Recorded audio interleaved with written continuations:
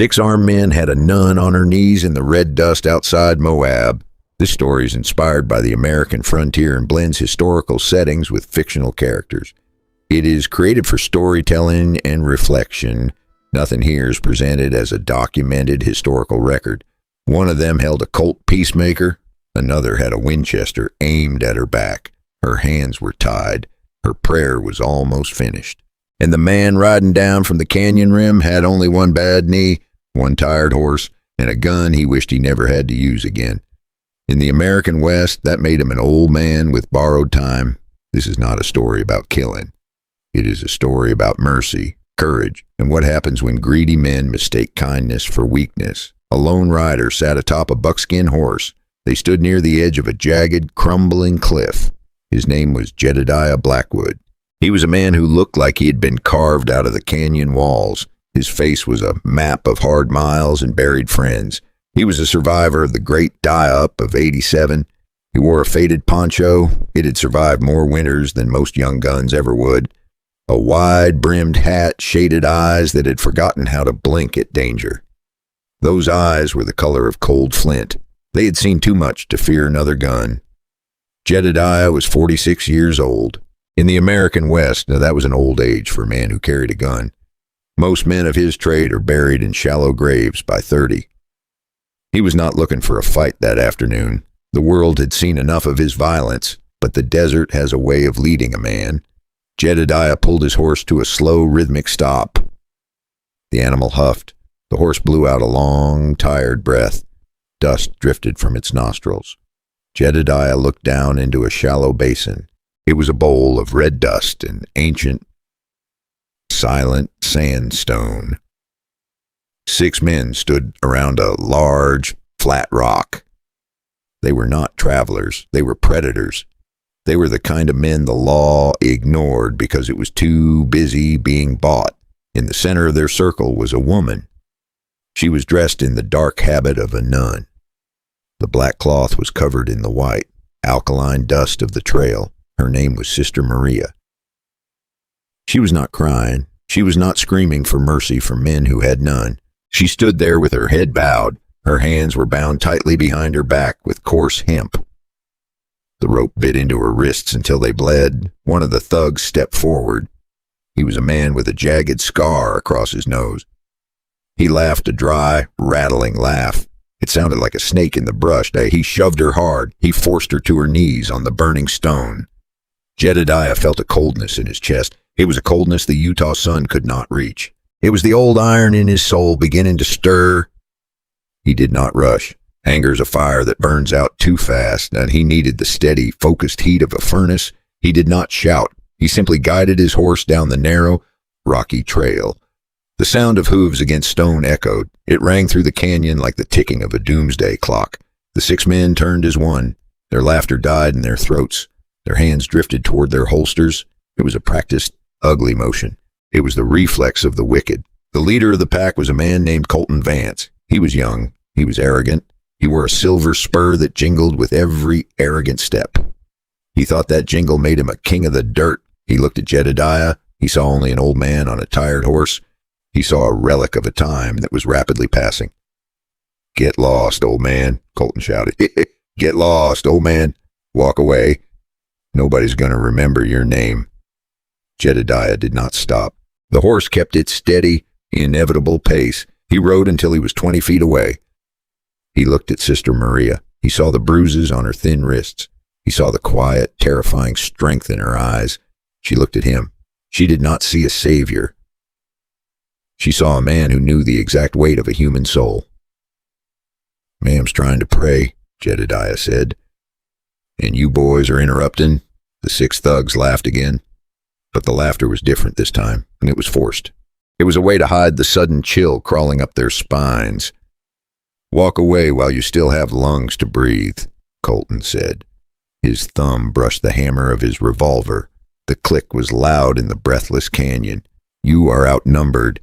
You are outgunned. You are a ghost in a dusty hat." Jedediah adjusted his brim with a slow, steady hand. He looked at the 6 of them. "I have heard that before," Jedediah replied. The men who said it are all rotting under the dirt now. The grass grows tall over their mouths. They don't talk much anymore.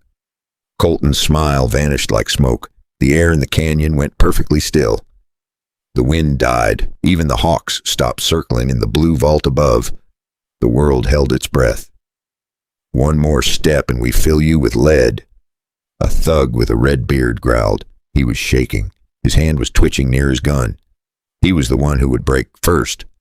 Jedediah climbed down from his horse. He moved slowly. He favored a bad knee from an old trail accident in the Tetons. It was a reminder of 1,000 miles and 100 mistakes. He looked like a man reaching the weary end of his journey. He looked vulnerable, but his right hand remained loose at his side. It stayed near the grip of a worn Colt. That gun had never failed him in the dark. The wood of the grip was smooth and dark as mahogany. It had been oiled by the sweat of 100 desperate fights. "None of you have to die today," Jedediah said. "The sun is high. The ride home is long. Untie the woman and ride east. Leave this place to the shadows and the ghosts." "Or what?" Colton asked. He stepped forward. He wanted to show his men he was not afraid of an old man. He was lying to himself. He was terrified. "Or the vultures will have a feast before the moon rises. They are hungry today. I can hear them waiting for you." Colton reached for his gun. He was fast for a common outlaw. He had the twitchy speed of youth. But Jedediah was a legend for a reason. The old man did not draw like a bolt of lightning. He drew like a shadow. He was there before you knew the world had changed. A single shot cracked through the canyon. Colton's revolver flew from his hand. It happened before his barrel even cleared the leather. The silver-plated gun clattered against the rock. It sparked against the ancient sandstone. Colton cried out. His hand snapped back against his coat. The gun was gone, and so was every ounce of pride in his face. The other 5 men froze in place. One of them started to draw. Jedediah shifted the Colt only an inch. That was enough. The man's courage died before his gun cleared leather. Jedediah did not aim at the heart. He did not want a corpse yet. He aimed at the threat. He aimed at the pride of the bully. "Next one won't touch the gun," Jedediah said. The smoke from his barrel drifted into the dry air. It smelled of sulfur and finality. Colton was on the ground. His face was pale with shock and agony. The bravado was gone. The king of the basin was now a beggar. "Kill him!" Colton roared through the blinding pain. "Shoot him down!" But his men did not move a muscle. Their feet were rooted in the shifting sand. They looked at Jedediah's eyes. They saw a man who had stared at death and didn't blink.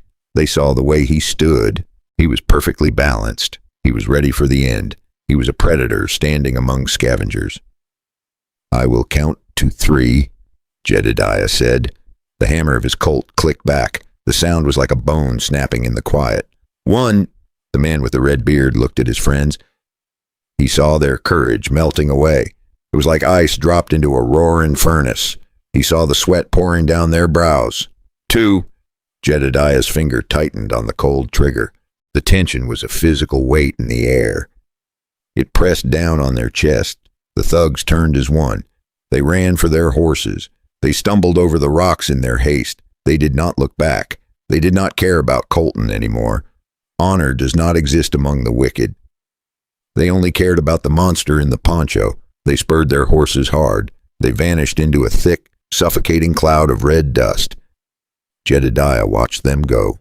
He watched until the sound of hooves faded into the wind. He watched until the dust began to settle on the sage. Then he looked down at Colton. The leader was still bleeding on the flat rock. His silver spur was covered in the dirt of his defeat. "Walk," Jedediah commanded. Colton struggled to his feet. He was shaken like a leaf in a storm. He looked at his shattered hand. He looked at the legendary gunslinger. He saw no mercy. He saw only the iron law of the desert. He turned and began the long, agonizing trek. He walked into the endless, shimmering desert. He had no water. He had no horse. He had only his shame to keep him company. Jedediah walked over to Sister Maria. He pulled a small, sharp knife from his boot.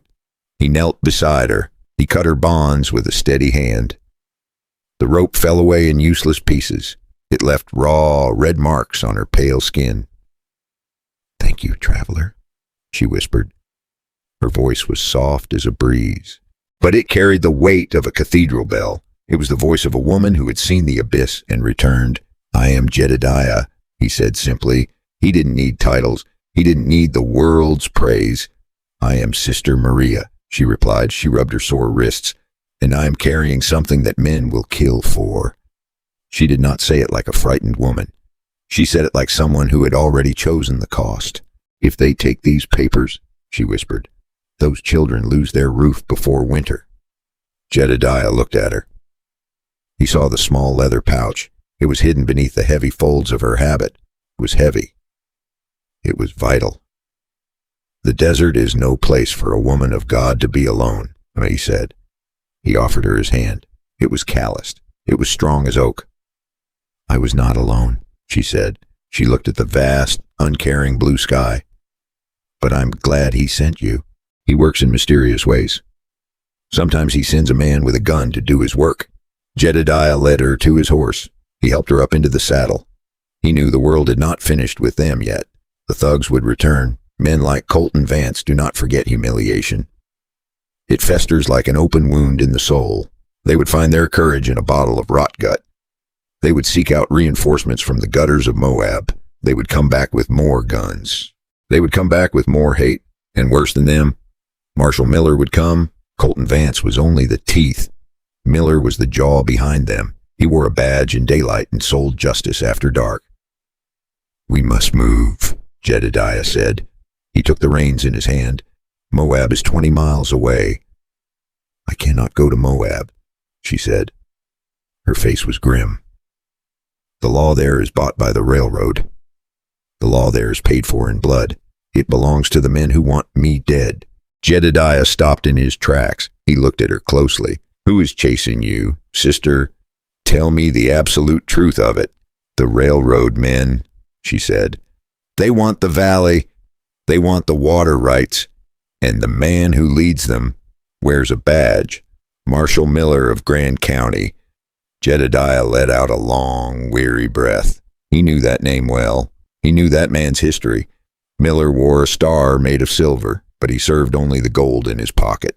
He was a snake in a lawman's coat. "Then we head for the high country," Jedediah decided. He turned the horse toward the jagged peaks. "The rocks are the only friends we have left.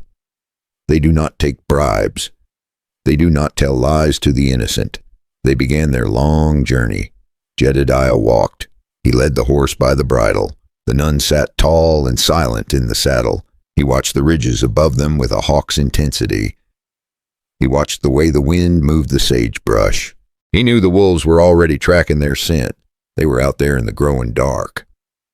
"Before we ride farther, join this old campfire. If you enjoy old Western stories like this, subscribe. Now let's get back to the trail." The air began to grow cold. Night falls fast in the Utah canyons. It drops like a stone in a deep, dark well. One moment the sun is there. The next, the stars are screaming in the black. Jedediah found a small, hidden cave. It was tucked behind a screen of ancient juniper trees. He did not build a fire. A fire is a beacon for the hunter. It tells the wolves where to find the prey. He was the prey today. And he did not intend to be caught sleeping. They sat in the thick, velvet darkness. "Why are they after you, Maria?" Jedediah asked. His voice was a ghost in the cave. She pulled the leather pouch from her dress. She opened it with trembling, weary fingers. Inside was a stack of yellowed papers. There was an old, heavy key. It was made of cold, black iron. "These are the deeds," she said. "The deeds to the valley lands. The orphanage is built on that sacred land. The railroad wants to build a line straight through it. They want to tear down the walls. They offered money, but the children have nowhere else to go. They are the lost ones of the territory. The children in this story are never shown in graphic danger. Their hardship is part of the moral stakes, not something to exploit. So they sent the thugs to take the deeds. They thought a nun would be easy to break." Jedediah looked at the papers. "Gold and iron," Jedediah muttered. "They are the twin gods of this new age. They demand sacrifice from the poor. They destroy everything they touch. They have no soul.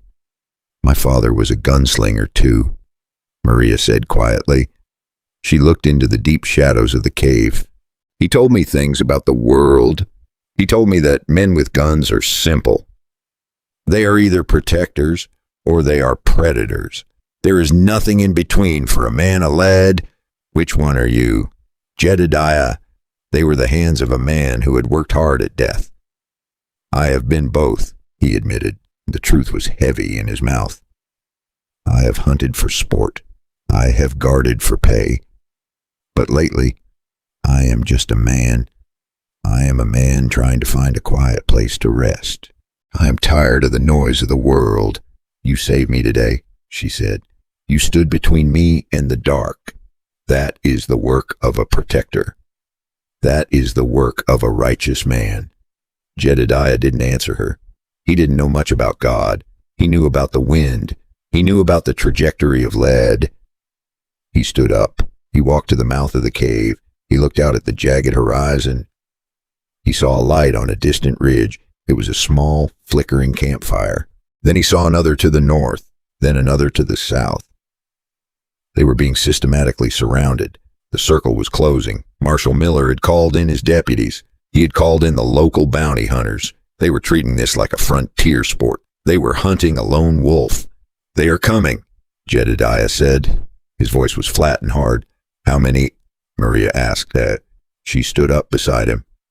Too many for a fair fight, but I have never liked fair fights. A fair fight is for men who intend to lose.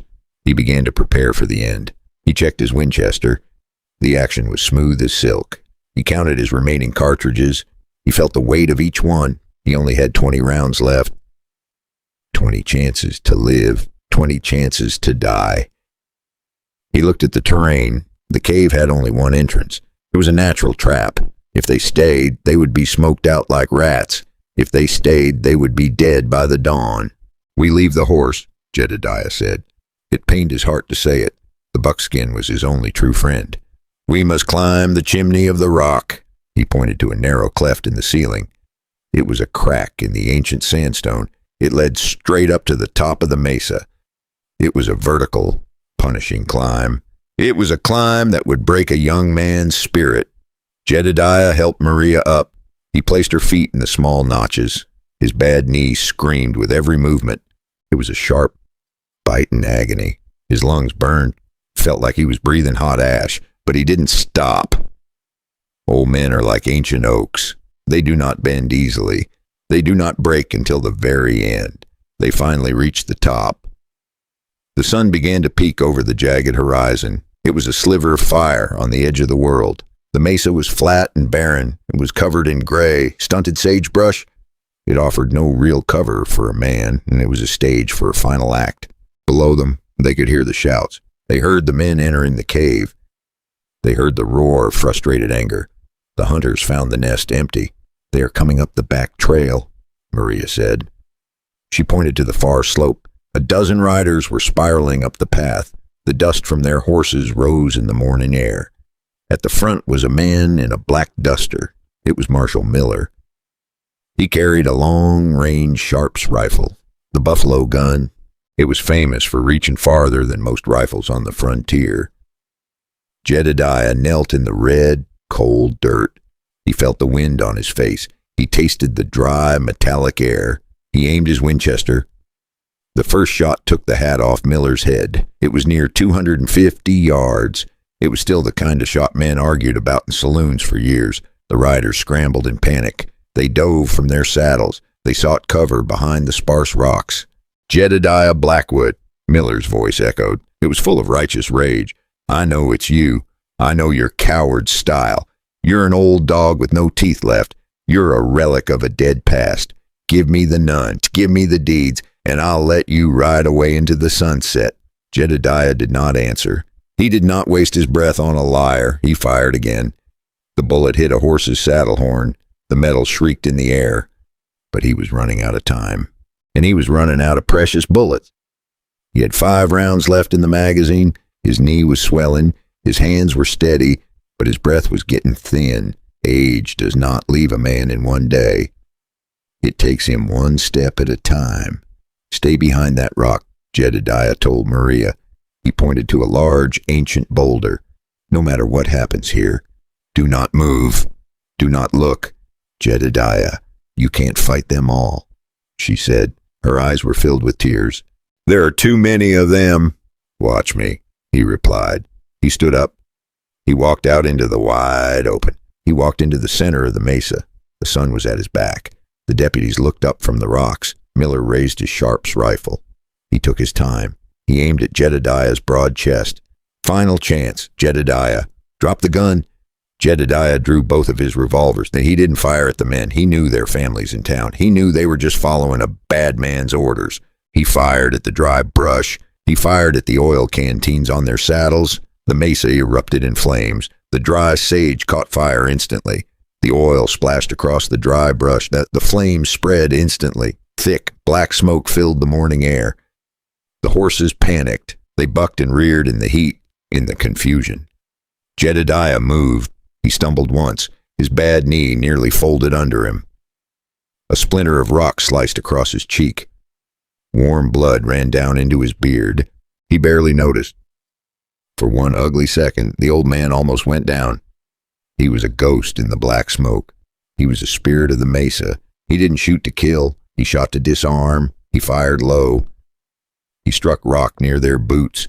He cut one saddle cinch. He punched a hole through a water canteen. He made the mesa feel like it had turned against them. They landed in the dirt and the hot ash. Jedediah stood over them. The deeds stay with the church, Jedediah said. His voice was a cold northern wind. The children stay in their home, and the railroad stays out of this valley.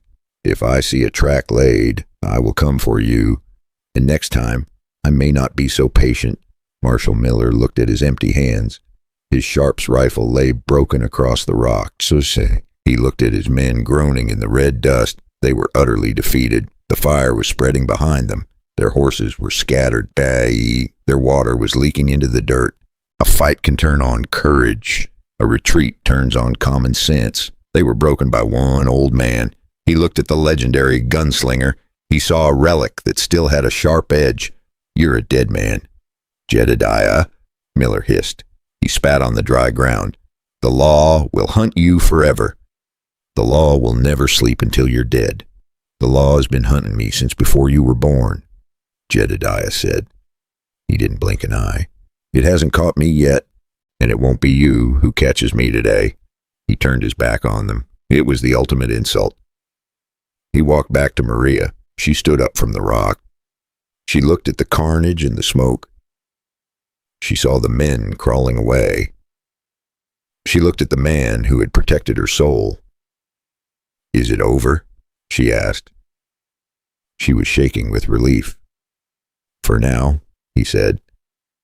But the world is a hungry place. It is always full of men who want what isn't theirs. It is always full of greed. They walked down the mesa together. The descent was slow and painful. Jedediah found his horse. The buckskin was waiting in the junipers. It had not run from the noise. It was loyal. It was just like its weary master. They rode toward the mission in the north. The mountains were blue in the far distance. It was a journey of 3 long, quiet days. They talked of life and loss. They talked of the things that matter when the sun goes down. Jedediah told her of his long-dead wife. She had passed 20 years ago in a fever. He had been alone ever since. Maria told him of the orphan. She told him of their names and their dreams. She told him of their innocent laughter. They were her only family. They found a common ground in the dust. They were 2 lonely souls in the red desert. They reached the mission gates at high noon. It was the 4th day of their journey. The white walls of the mission shone. The children ran out to meet them with joy. They cheered for their return. They saw Sister Maria safe at last. They saw the man in the faded poncho. Jedediah did not stay for the thanks. He did not want the shiny medals. He did not stay for the warm meal. He turned his horse toward the horizon. He looked toward the setting sun. Jedediah, Maria called out. She ran to the heavy gate. He He paused for a moment. He looked back over his shoulder. Why did you do it? Why risk everything for us? He touched the brim of his hat. The gesture was simple and timeless, because sometimes an old gunslinger needs to remember. He needs to remember why he's still alive. He needs to know he can still do good. He rode away into the distance. It swallowed him whole into the myth, but the story of Jedediah Blackwood stayed. It did not fade like the desert dust. They whispered it in genuine fear. It was the story of the man who said nothing. It was the story of the man who did everything. Listen to me now, my friends. The trail is long and winding. Life is a hard, unforgiving desert. There will always be thugs in the world. There will always be men who try to push you down. There will always be those who want to take your deeds. But remember the name Jedediah. Remember the man in the faded poncho. Remember that strength is not in the youth. It is not in the speed of the hand. It is in the iron of the soul. It is in the decision to stand your ground. It is the choice to stay when others walk away. And I'm an old man now. I've seen many tales written in the dust. But this one is my favorite because it proves a vital point. It proves that one man can change the world. He only needs the courage to do it. He only needs to pull the trigger for the right reason. We have come to the end of this trail, but there are many more stories to tell. They are waiting in the red rocks. I want to thank you for listening. Thank you for riding with me today. If this story touched your heart, subscribe, join our circle around the fire, click that like button for the old man. Share this video with a friend who needs strength. Your interaction helps us keep going. It keeps the history of the West alive.